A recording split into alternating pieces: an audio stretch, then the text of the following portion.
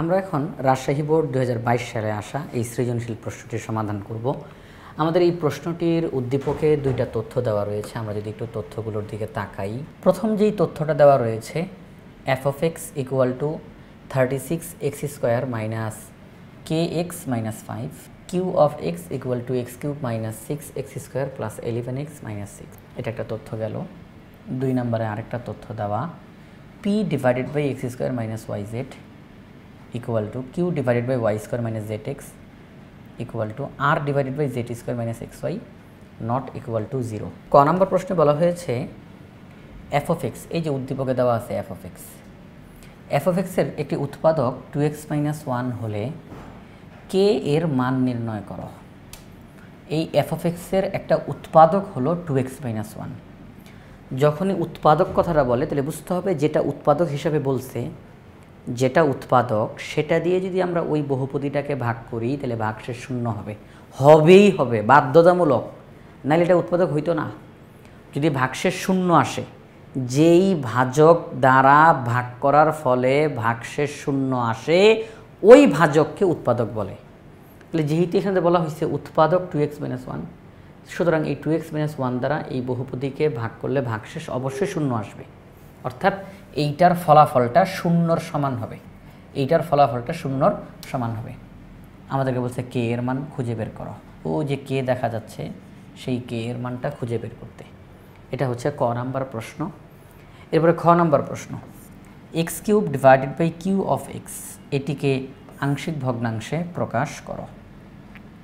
X cube divided by Q of X, Q of X এই যে এখানে দেওয়া রয়েছে এটা, তাহলে কিউ অফ এক্সের ওই মানটা যদি এখানে বসাই তাহলে পুরোটা যা হবে তাকে আংশিক ভগ্নাংশে প্রকাশ করতে হবে। গ নাম্বার প্রশ্ন, 2 নং হতে দেখাও যে p plus Q plus R into X plus Y plus Z equal to px plus Q I plus R Z, এটা দেখাতে হবে। এই হচ্ছে আমাদের সৃজনশীল প্রশ্নটা। আমরা পুরো প্রশ্নটা পড়লাম। আমরা এখন ধারাবাহিকভাবে প্রত্যেকটার সমাধান করা শুরু করব। আমরা যদি প্রথমেই ক নম্বর প্রশ্নটার সমাধানের দিকে তাকাই, আমাদের f of x বলতে যেই বহুপদীটা তাকে আমরা লিখলাম। যেহেতু 2x minus 1 f of x এর একটা উৎপাদক, অতএব f of half equal to 0। এই যে f of half equal to 0 এটা কিভাবে করে হইল? f of half equal to 0 এটা কিভাবে করে হইল সেটা আমরা যদি একটু এখানে দেখাই দিই। যে আমাদেরকে এখান থেকে কী বলা হয়েছে?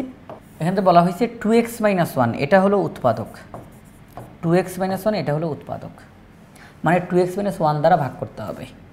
যেটা দিয়েই ভাগ করব সেটা ইকুয়াল টু 0, এটা আমরা মনে মনে ধরে নেব, কল্পনা করে ফেলবো। এটা আপনাকে খাতার মধ্যে লিখতে হবে না, এটা মনে মনে কল্পনা করে ফেলেন অথবা রাফ করেন। 2x minus 1 equal to 0। পরের লাইনে গিয়ে 2x ইকুয়াল টু 1, পরের লাইনে গিয়ে x ইকুয়াল টু হাফ। এই যে আমরা x এর একটা নির্দিষ্ট মান পেয়েছি হাফ, তার মানে x এর মান হাফ যদি আমরা এই বহুপদীতে বসাই, এই বহুপদীতে যদি x এর মান হাফ বসাই তাহলে এই বহুপদীটার রেজাল্ট ফলাফল শূন্য হয়ে যাবে। ফলাফল কি হয়ে যাবে? শূন্য হয়ে যাবে। আচ্ছা, তাহলে এখানে দেওয়া আছে f of x equal to এই অংশটা দেওয়া আছে। আমরা করব কি, x এর মান হাফ বসাবো, যেখানে যেখানে x আছে সেখানে সেখানে হাফ বসাবো। অবশ্যই সম্পূর্ণটার রেজাল্ট 0 হবে। তাহলে 2x minus 1 f of x এর একটি উৎপাদক। যেহেতু এটা উৎপাদক অতএব f of half equal to 0। আমি যদি x এর জায়গাতে হাফ বসাই, আপনারা ইতিমধ্যে দেখেছেন হাফটা কিভাবে হয়েছে। আমরা যদি x এর মান হাফ বসাই তাহলে অবশ্যই এই পুরাটার মান 0 হয়ে যাবে। তাহলে f of half equal to 0, f of half equal to 0। আচ্ছা, এই যে f of half equal to, এখানে x এর জায়গায় হাফ বসাইলাম, x এর জায়গায় হাফ বসাইলাম। যেহেতু আমরা জানি যে f of half equal to 0 হবে, মানে এটার পুরাটার রেজাল্টটা 0 হবে, এই অংশটা সমান 0 হবে।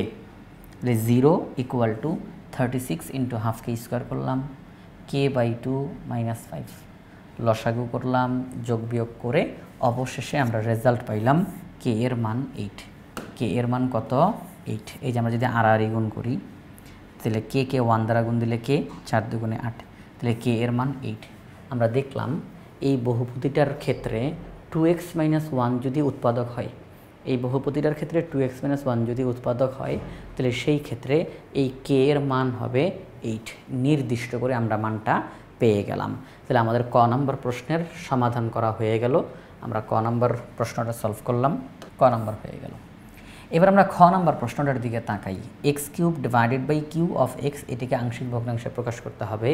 কিউ অফ এক্স দ্বারা এখানে লেখা রয়েছে x cube minus 6x square plus 11x minus 6। আমরা তাহলে সমাধানের দিকে চলে যাই। প্রথমে আমাদের এখানে যে কিউ অফ এক্সটা দেওয়া রয়েছে, আমরা এখন তার কিছু কাজ করব। তাকে আমরা প্রথমে তার যতগুলো উৎপাদক রয়েছে সবগুলো উৎপাদককে আমরা আগে নির্ণয় করব। কিউ অফ এক্স, এখানের মধ্যে আমি যদি একটু লিখে দেখাই তাহলে খুব তাড়াতাড়ি হয়ে যাবে এবং সহজে আমরা বুঝতে পারবো ইনশাআল্লাহ। এখানে লেখা রয়েছে Q of X equal to X cube minus 6x square plus 11x minus 6। আমরা দ্বিতীয় লাইনটা ফাঁকা রাখবো, 3 নম্বর লাইনে আমরা যাব। কয় নম্বর লাইনে যাব? 3 নম্বর লাইনে যাব। ক্যালকুলেটর ব্যবহার করে এই বহুপদীটার একটা উৎপাদক আমরা এখন নির্ণয় করব ক্যালকুলেটর ব্যবহার করে। আমরা দেখলাম যে ক্যালকুলেটর ব্যবহার করে যদি এটা একটা উৎপাদক বের করি, x-1 পাওয়া যায়। আরও উৎপাদক পাওয়া যাবে, আরও বিভিন্ন উৎপাদক পাওয়া যাবে। আমরা একটা উৎপাদক আপাতত x-1কে নিলাম। দ্বিতীয় লাইনটা কিন্তু ফাঁকা থাকবে, 3 নম্বর লাইনটা x-1 এই উৎপাদকটা আমরা লিখলাম। অনেক বলতে পারেন যে এটা আমরা কীভাবে করে পেলাম। আমরা ক্যালকুলেটরে কীভাবে করে এই উৎপাদকটা বের করা যায় সেটা আমরা আগেরও বিভিন্ন আমাদের ইজি হায়ার ম্যাথের যে আগের অঙ্কগুলো সেগুলোর মধ্যে এটা আমরা ক্যালকুলেটর করে দেখিয়েছি পর্যন্ত। আচ্ছা, আমরা যদি এখানে এক্সের মান 1 বসাই তাহলে পুরাটা 0 হয়ে যায়। আমি একটু বলে দিই, হ্যাঁ একটু বলে দিই, ব্যাখ্যাটা দিই। সেটা হচ্ছে আমরা যদি এক্সের মান হিসাবে 1 বসাই, 1 cube minus 6 into 1 square plus 11 into 1 minus 6, যদি এক্সের মান হিসাবে 1 বসাই তাহলে পুরাটা 0 হয়ে যাবে। তাহলে এই যে এক্সের মান হিসাবে 1 বসাইলে পুরাটা 0 হয়ে যাবে, এই 1টা যদি এই সাইডে আসে তাহলে x-1 ইকুয়াল টু 0। এই x-1কে বলা হবে উৎপাদক। তাহলে আমরা x-1কে উৎপাদক বলতে পারি। আমরা এটা প্রথম লাইন, দ্বিতীয় লাইনটা ফাঁকা রাখবো, 3 নম্বর লাইনটা লিখব। x-1 এই উৎপাদকটাকে লিখব, কয়বার লিখব? সেটি হচ্ছে এক্সের সর্বোচ্চ পাওয়ার কত, এক্সের সর্বোচ্চ পাওয়ার যত, এক্সের সর্বোচ্চ পাওয়ার যত আমরা উৎপাদকটাকে ততবার লিখব। তাহলে আমরা ইতিমধ্যে উৎপাদকটাকে একবার লিখেছি, তারপরে আমরা আরেকবার লিখি, আরও একবার লিখি, অর্থাৎ টোটাল 3 বার লিখব। আমরা উৎপাদকটাকে টোটাল 3 বার লিখব। এখানে কত দিয়ে গুণ দিলে এক্স কিউবটা হবে? আমরা যদি এক্স স্কোয়ার দিয়ে গুণ দিই তাহলে এক্স কিউব হয়, এক্স স্কোয়ার দিয়ে গুণ দিলে মাইনাস এক্স স্কোয়ার হয়। এখন দেখেন প্রথম লাইনের সাথে কি দ্বিতীয় লাইনটা মিলতেছে? এক্স কিউব না হয় মিলছে, এটা কি মিলছে? না, মিলে নাই। আছে মাইনাস 6x স্কোয়ার, কিন্তু এখানে লিখলাম মাইনাস এক্স স্কোয়ার, তাহলে আরও লেখা দরকার মাইনাস 5x স্কোয়ার। এইমাত্র এই জিনিসটা আমি বাড়তি লিখলাম না, এইমাত্র আমি এটা বাড়তি লিখলাম না। কত দিয়ে গুণ দিলে এটা হবে? আমরা যদি মাইনাস 5x দ্বারা গুণ দিই তাহলে কিন্তু মাইনাস 5x স্কোয়ার হয়। মাইনাস 5x দ্বারা মাইনাস 1কে গুণ দিলে মাইনাসে মাইনাসে প্লাস 5x হয়। প্লাস 5x, এখানে কি প্লাস 5x আছে? না, এখানে 11x আছে। তাহলে আমরা আরও বাড়ানো দরকার। আমি এখানে প্লাস 6x লিখবো, তাহলে হিসাব করলে 11x হয়ে যাবে। এখন কথা হলো আমি এই মাত্র 6x এটাকে বাড়তি লিখছি, অতিরিক্ত লিখছি। এখানে কত দিয়ে গুণ দিলে এটা ঠিক হয়ে যাবে? যদি 6 দিয়ে গুণ দিই তাহলে ঠিক হয়ে যাবে। প্লাসে মাইনাসে মাইনাস, 6 × 6, ওকে। এবার একটু হিসাব নিকাশটা করে দেখেন, সবাই একটুখানি মনোযোগ দিই আমরা, হ্যাঁ সবাই একটু মনোযোগ দিই। আমরা যদি একটু খেয়াল করি আমরা দেখতে পাবো এখানে আছে এক্স কিউব, এই দুইটা এই যে এটাও কিন্তু x cube, okay fine, x cube মিলে গেছে। এর পরেরটা এখানে আছে মাইনাস 6x স্কোয়ার, এই দুইটার ক্যালকুলেশন করেন মাইনাস 6x স্কোয়ার। এরপরে এখানে আছে প্লাস 11x, এই দুইটার ক্যালকুলেশন করেন প্লাস 11x হয়ে যাবে। তারপরে এখানে আছে মাইনাস 6, এই যে এখানেও মাইনাস 6, ওকে। তাহলে প্রথম লাইন আর দ্বিতীয় লাইন কিন্তু পুরোপুরিভাবে মিলে গিয়েছে, কিন্তু এটাকে আমরা কোনো মুখস্থ লাইন লিখছি না, মুখস্থ লাইন লিখি নেই। 3 নম্বর লাইনটা লিখতে গিয়ে তাকে ব্যবহার করে দ্বিতীয় লাইনটা আমাদের সামনে চলে এসেছে। এরপর আমরা যেই কাজটা করব সেটি হচ্ছে, যেহেতু বারে বারে x-1 দেখা যাচ্ছে, আমরা x-1কে কমন নিলাম, তাহলে বাকি থাকবে কি X square minus 5x plus 6। এখানে আমরা আবার মিডল টার্ম করব, এখানে কি করব? মিডল টার্ম করব। বাস আর সময় নষ্ট না করি, আপনারা সবাই এটা পারবেন ইনশাআল্লাহ। আমরা x square minus 5x plus 6 তার যদি মিডল টার্ম করি, x square minus 5x plus 6 তার মিডল টার্ম করলে x minus 2 into x minus 3 পাওয়া যাবে। আচ্ছা, তাহলে আমাদের পুরো কিউ অফ এক্স যেটা ছিল, সম্পূর্ণ কিউ অফ এক্স, একেবারে সম্পূর্ণ কিউ অফ এক্স যেটা ছিল, তার কাজকর্ম করতে গিয়ে আলটিমেটলি আমরা এইটা পাইছি। তাহলে কিন্তু আমরা কিউ অফ এক্স বলতে এটাকেই বলতে পারি, তাই না? কিউ অফ এক্স আমাদের প্রশ্নে যেটা দেওয়া ছিল, Q of X X cube minus 6x square plus 11x minus 6, এই যে কিউ অফ এক্স দেওয়া ছিল, আমরা কিন্তু এইটার পরিবর্তে এইটাকে বলতে পারি x minus 1, x minus 2, x minus 3, এই তিনটাকে গুণ করলে কিন্তু আমাদের সেই উদ্দীপকের কিউ অফ এক্সই হয়ে যাবে। আচ্ছা, ঠিক আছে, তাহলে আমরা এখন যেই কাজটা করব, আমাদের প্রশ্নে বলা হয়েছে X cube divided by Q of X, এটাকে আংশিক ভগ্নাংশে রূপান্তর করার জন্য।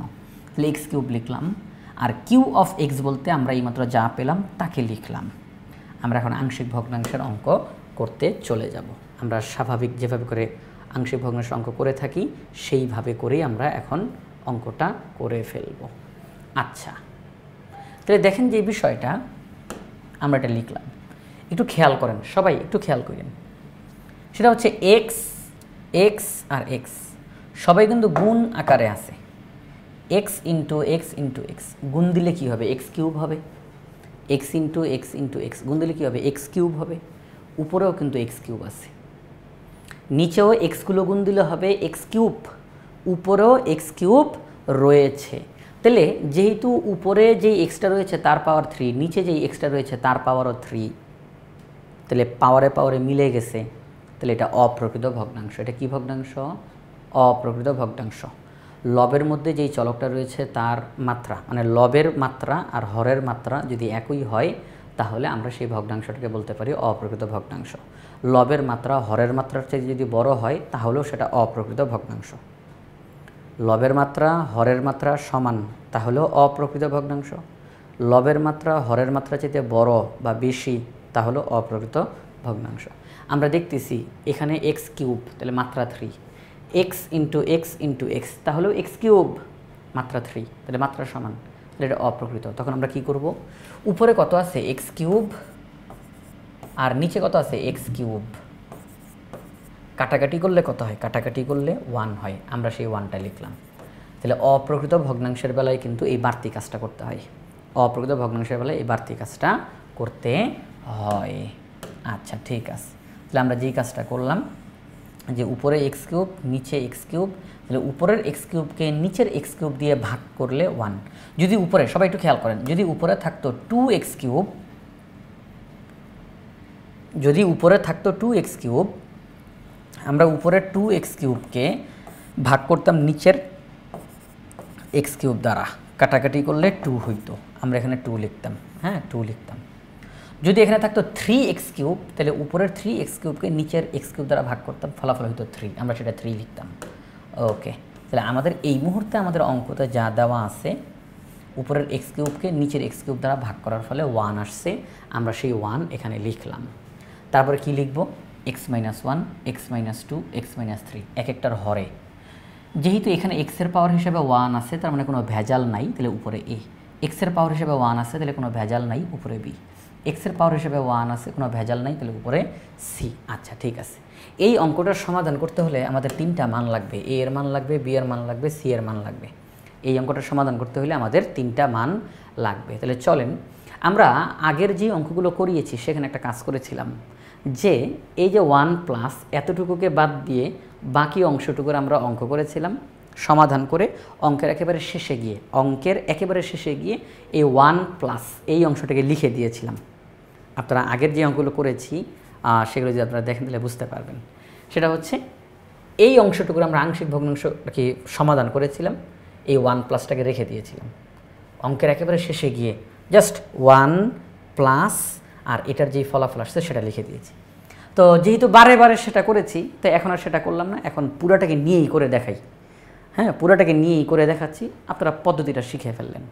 আচ্ছা, তো পুরাটাকে নিয়ে আমরা এখন অঙ্কটা করব। তাহলে ধরি এইটা অভেদ চিহ্ন 1 plus a by x minus 1 plus b by x minus 2 plus c by x minus 3 1 নং সমীকরণ। এই 1 নংয়ের উভয় পক্ষকে এই হর দ্বারা গুণ করে আমরা পাই, এটা আপনারা সবাই ভালো করে জানেন। আচ্ছা, এই অঙ্কটা করতে হলে আমাদের মান লাগবে কয়টা? এ এর মান লাগবে, বি এর মান লাগবে, সি এর মান লাগবে, তাহলে আমাদের এই অঙ্কটা কমপ্লিট হবে। তাহলে এই ইংরেজি অক্ষরগুলোর মান আমি যে পাবো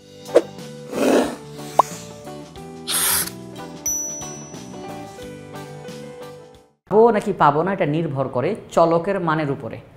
চলকের যে কয়টা মান পাবো আমি ওই যে উপরের ইংরেজি ওই কয়টা অক্ষরের মান পাবো। আমি যদি চলকের একটা মান পাই তাহলে উপরের ওই ইংরেজি অক্ষরগুলোর মধ্যে আমি একটার মান পাবো। আমি যদি চলকের 2টা মান পাই তাহলে উপরের ওই ইংরেজি অক্ষরগুলোর মধ্যে আমি 2টার মান পাবো। তাহলে আমরা দেখতেছি এখানে এই যে x-1 এখান থেকে আমরা একটা মান পাবো, কারণ এই হর সমান 0 ধরে ফেলবো আমরা, হর সমান 0। তাহলে x-1 ইকুয়াল টু 0। তাহলে x-1 ইকুয়াল টু যদি 0 হয়, x-1 ইকুয়াল টু 0, তাহলে x ইকুয়াল টু 1। আচ্ছা, x-2 ইকুয়াল টু 0, তাহলে x equal to 2। x-3 equal to 0, তাহলে x ইকুয়াল টু 3। আচ্ছা, তাহলে আমরা কয়টা মান পাইলাম? আমরা 3টা মান পাইলাম। 3টা মান পাইলাম, চলকের 3টা মান। এই যে চলকের 3টা মান আমরা পাইলাম, এই 3টা মানকে আমরা এখানে ধারাবাহিকভাবে বসাই দিব, অঙ্কের রেজাল্ট আমাদের সামনে চলে আসবে। অঙ্কের রেজাল্ট ধারাবাহিকভাবে আমাদের সামনে চলে আসবে। তাহলে x এর মান 1 প্রথমে আমরা বসাই দিই। 2 নং সমীকরণে x এর মান 1 বসাই দিই, রেজাল্ট পেয়ে গেলাম। 2 নং সমীকরণে x এর মান 2 বসাই দিই। ভাইয়া এগুলো কিন্তু আমাদের মন মতো বসাচ্ছি না, আমরা কিন্তু এখান থেকে পেয়েছি।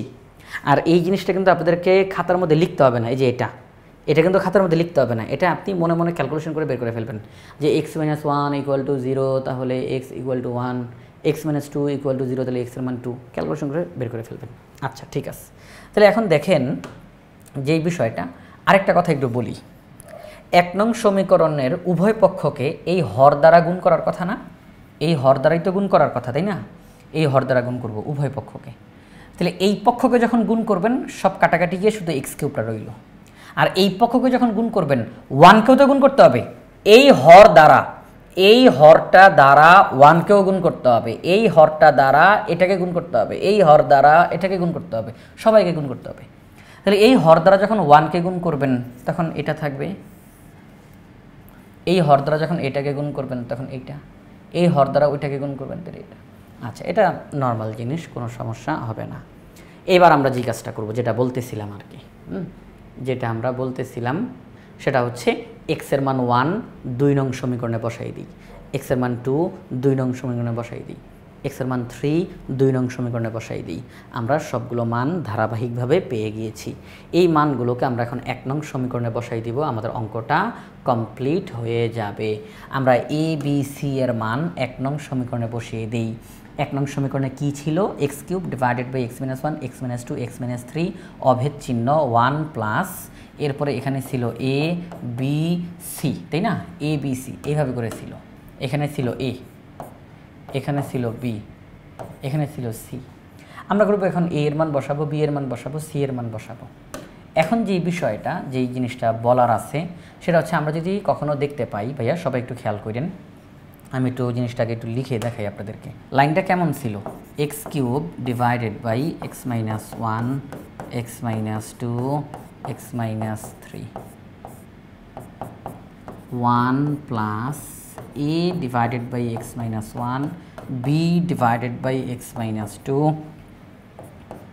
c divided by x-3।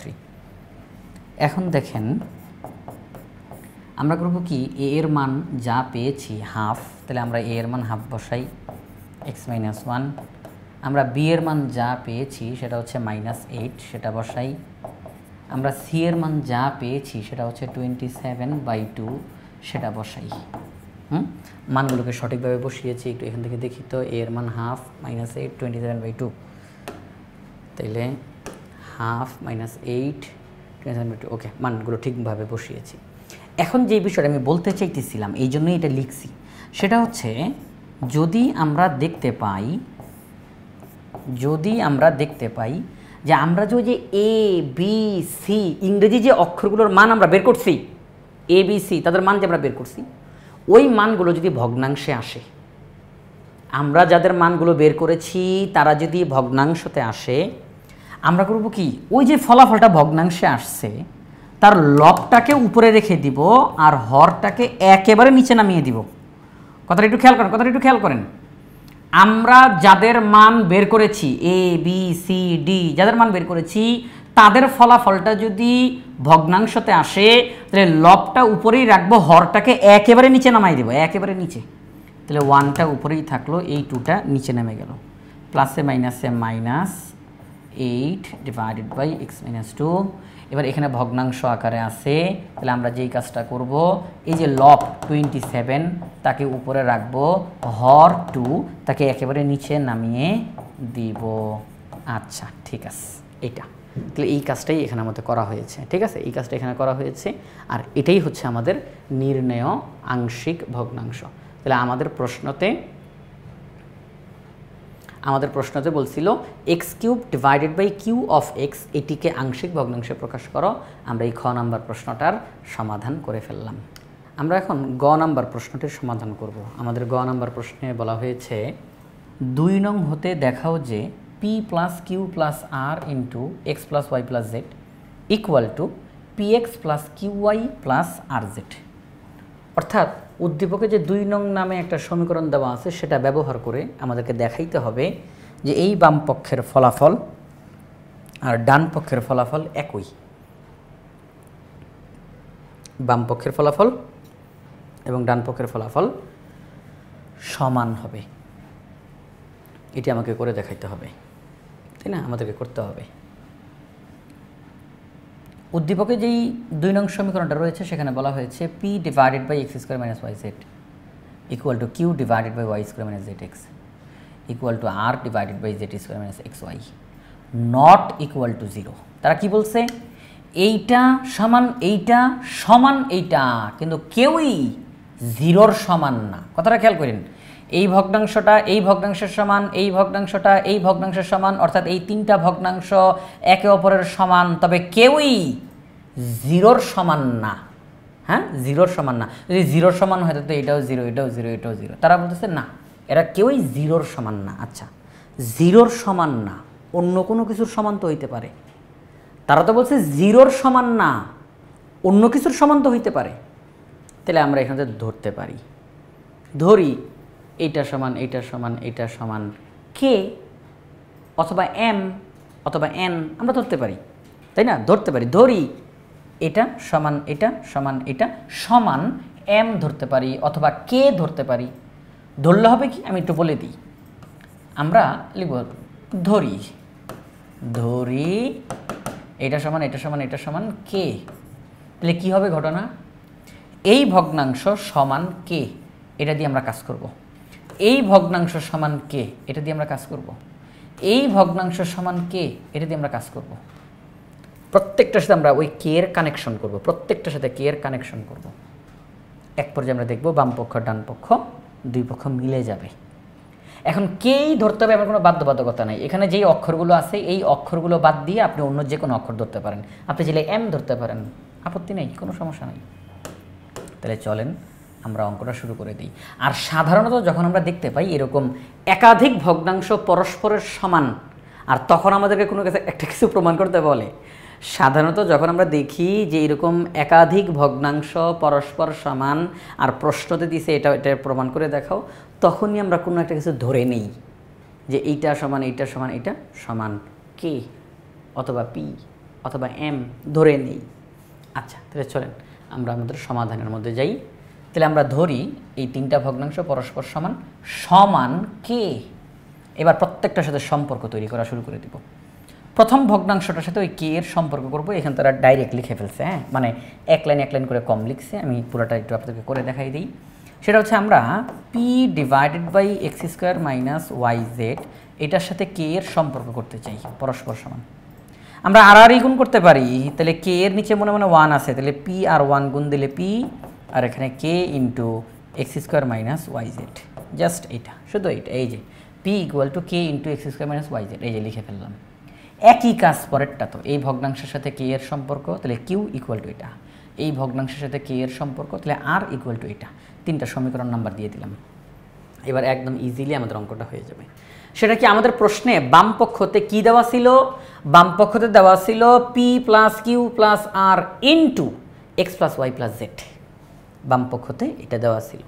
আমরা এখন যেই কাজটা করব, এই যে পি, আমরা পি এর মান বসায়া দিব, প্লাস কিউ, আমরা কিউ এর মান বসায় দিব, প্লাস আমরা আর এর মানটা বসায় দিব। ঠিক আছে, আমরা এইভাবে করে মানগুলো বসায় দিলাম।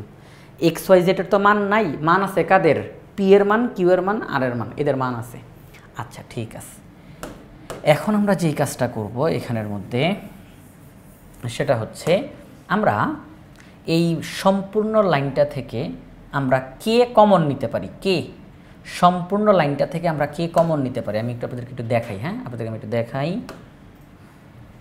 আমরা এখান থেকে কে কমন নিতে পারি, তাহলে কে যদি কমন নেই তাহলে থাকবে কি, X square minus Y Z plus Y square minus Z X plus Z square minus X Y, এইটা থাকবে।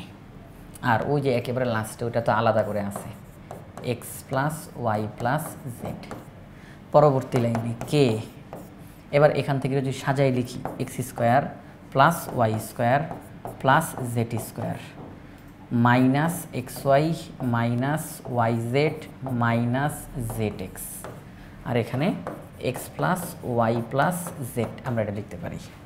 পরবর্তী লাইনে গিয়ে আমরা যদি ওই অংশটুকু, এই যে এতটুকু অংশ জাস্ট এমনি এমনি, হ্যাঁ, আর অন্য কোনো উদ্দেশ্য নেই, এমনি যদি আমরা সামনের দিকে এনে বসাই, ঠিক আছে, বসাইলাম, আর এই অংশটাকে আমরা এখানের মধ্যে বসাচ্ছি। দেখেন ঘটনা কি ঘটে, ঘটনা কি ঘটে। কে তো কেই বুঝলাম, X plus Y plus Z লিখলাম, আর এই অংশটা লিখলাম। ঘটনা হচ্ছে এটা একটা সূত্র হয়ে গেছে, এটা একটা সূত্র হয়ে গেছে। সেটা হচ্ছে, সবাই সবাই সবাই একটু খেয়াল করি, X plus Y plus Z into X square plus Y square plus Z square minus X Y minus Y Z minus Z X, এটা হলো একটা সূত্র। কার সূত্র? ওই যে A cube plus B cube plus C cube minus 3abc, তারই একটা সূত্র।